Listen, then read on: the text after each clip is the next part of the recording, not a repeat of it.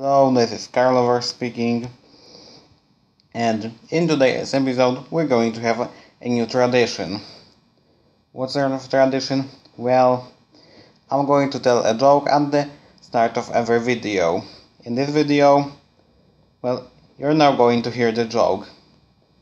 Two heads of state, Barack Obama and Kim Jong-un, are meeting on an official meeting.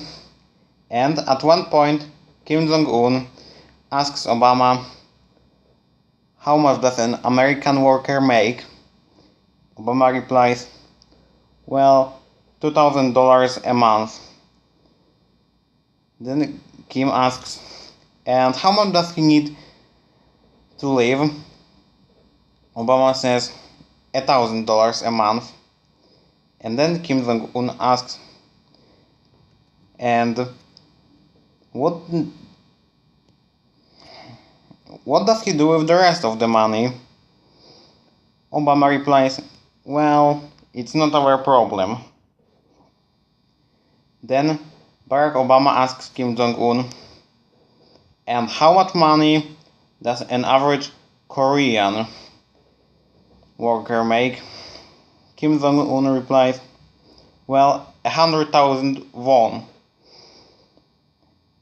And then Obama asks, "And how much does a Korean worker need to survive?"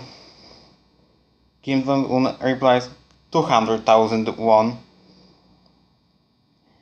And then the President of the United States asks, "And what does the Korean worker do with the rest of the money?"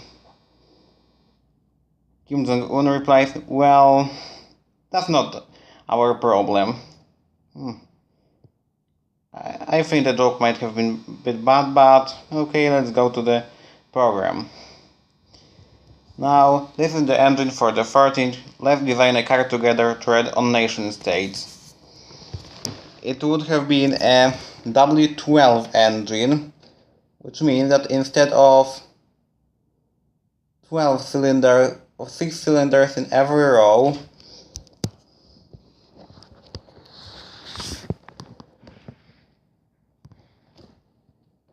and 2 rows of cylinders, this one row with the number of cylinders being 6, but the W12 will have this bit cut off, essentially in half, and then that half of the engine would go up over there, above the first, let's say, V6, then essentially creating a double V6, V6 here, V6 on top. Unfortunately, the W engine is not available in the game as for now. So, here we have it. Also, the engine would have 4 turbochargers in the thread, but automation does not have quad turbocharging yet, so it'll calculate it without them. That's okay, let's go to the construction. W12, aluminum silicate block, dual overhead cam valve train with 4 valves per cylinder, which adds up to 48 valves. Heads out of aluminum, VVL and VVT, all the V's.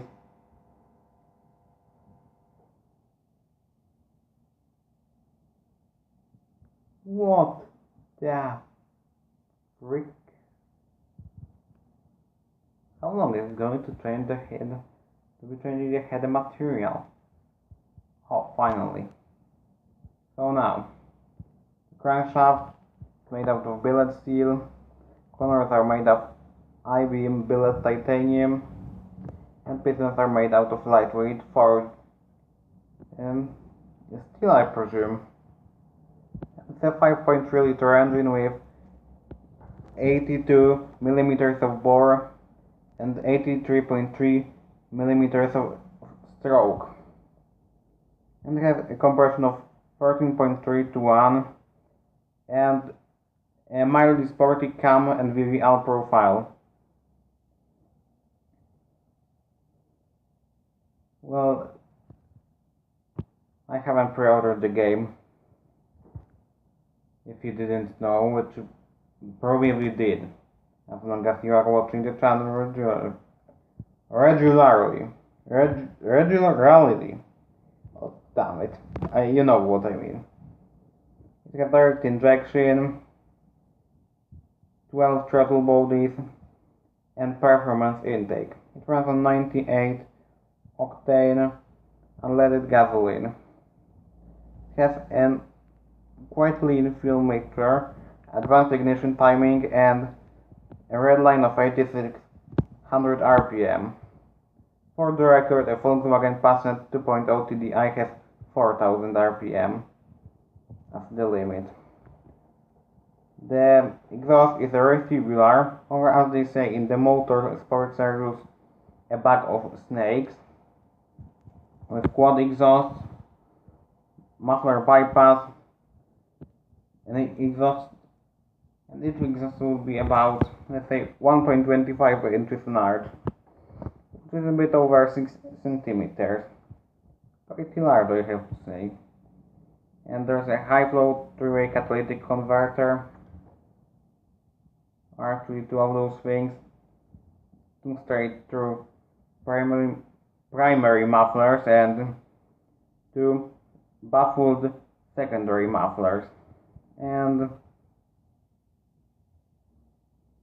here's a view of the motor. Oh, damn. Here. Well, that's not how it would look, because it would be half the length, about here, and all this would be stacked up more, so there would be this and another one of stuff like this on the top, like here, and this would be even higher.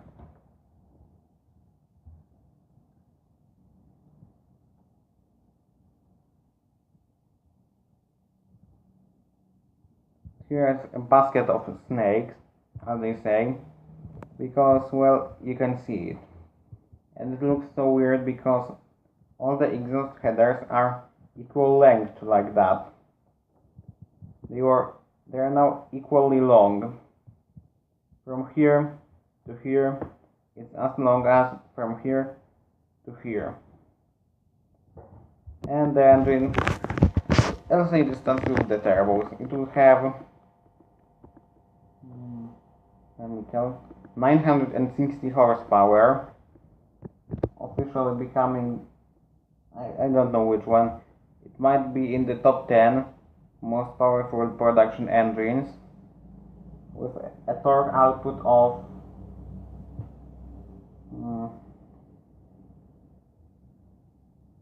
nearly 840 Newton meters, which is as much as in the most powerful diesels. The performance index is high, 420. No, it's not supposed to be a marijuana mean. It just turned out like this.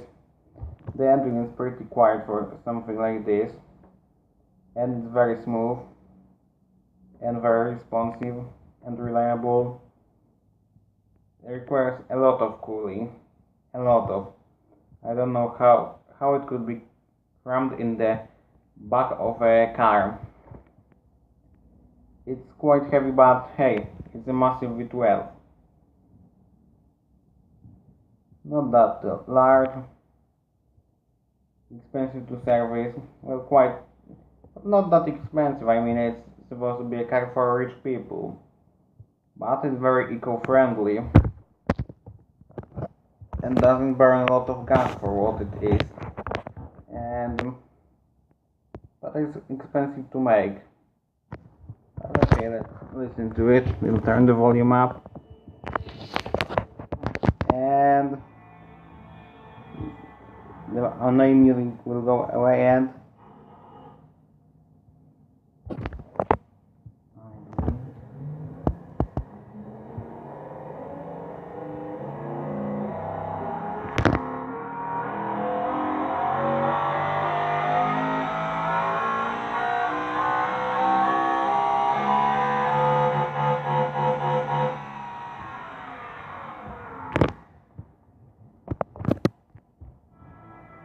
Okay, that was all, and apparently we were supplied with meters that are, well, pretty shite. I will demonstrate now.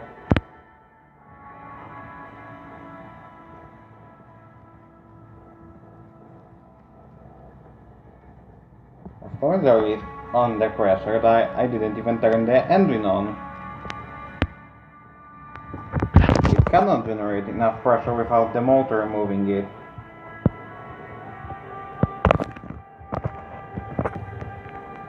Okay, why is it taking so long to start? Is this engine British or what? Oh, here's what.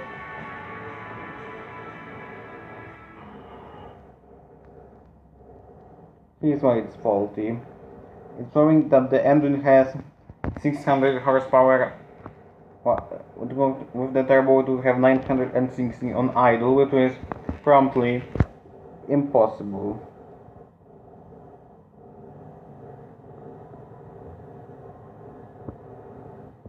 And a glitch.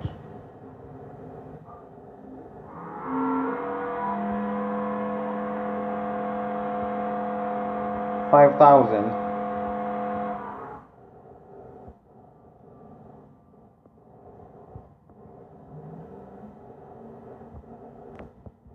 $160 horsepower, oil pressure right.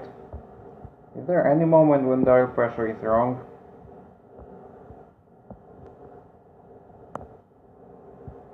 No, the engine keeps it pretty well.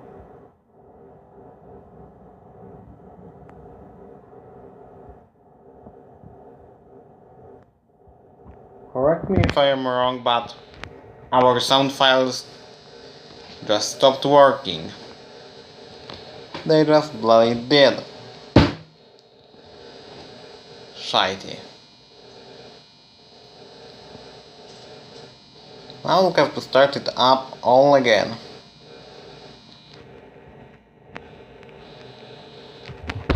Okay, I think we should end right here as nothing is working perfectly. I cannot English. The engine is starting up, the dynamometer's equipment is faulty. Goodbye.